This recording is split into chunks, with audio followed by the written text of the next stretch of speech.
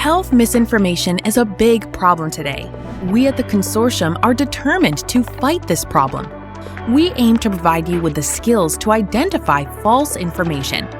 During the COVID-19 pandemic, we were exposed to all sorts of information.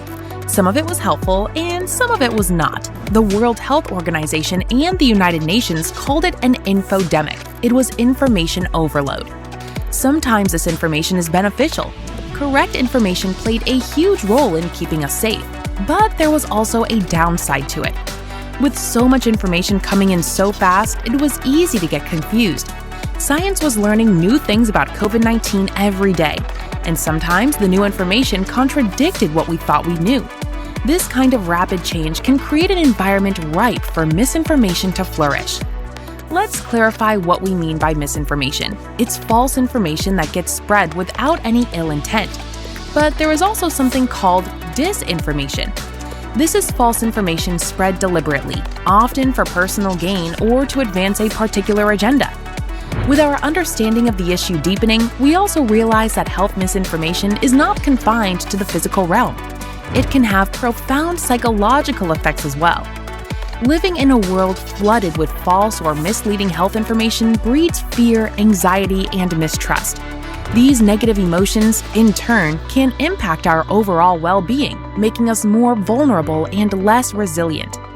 Additionally, health misinformation creates division within communities.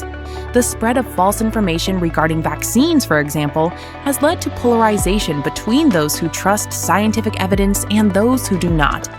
We're fighting this problem on multiple fronts. The government, organizations, and experts are all joining forces to combat health misinformation.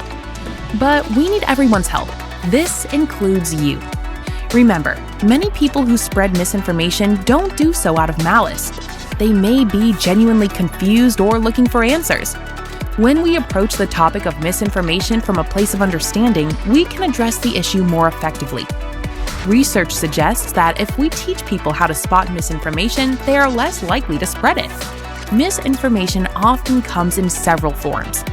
Unqualified individuals posing as experts, confusing jargon meant to obfuscate the truth, cherry-picking data to support a particular viewpoint, or the spread of conspiracy theories are all common tactics. By learning to recognize these, we can be better prepared to spot misinformation when we see it.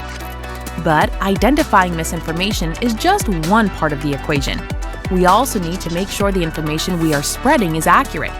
Social media, blogs, forums, and group chats are all breeding grounds for misinformation. That's why it's so important to check and double-check information from these sources against trusted, reliable sources. If you're not sure about the accuracy of something, it's better to err on the side of caution and not share it at all. Talking about misinformation is another powerful tool in our arsenal. If someone you know is spreading misinformation, a calm, understanding conversation can go a long way. Try to find common ground, ask questions, and provide alternate viewpoints. But remember, changing someone's mind can take time, so patience is key. Community action is another powerful tool for fighting misinformation.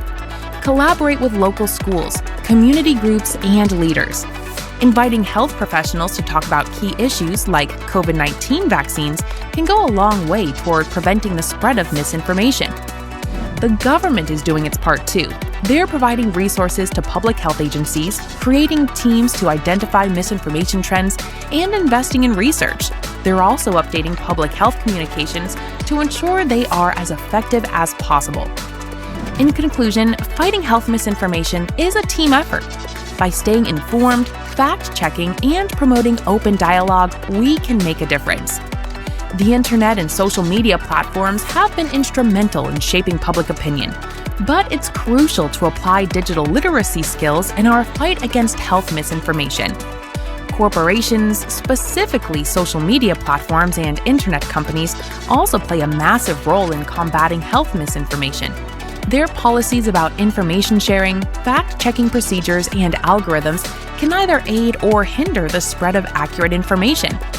Here at the Consortium, we thank you for being a part of this effort. Let's work together for a more informed and healthier future.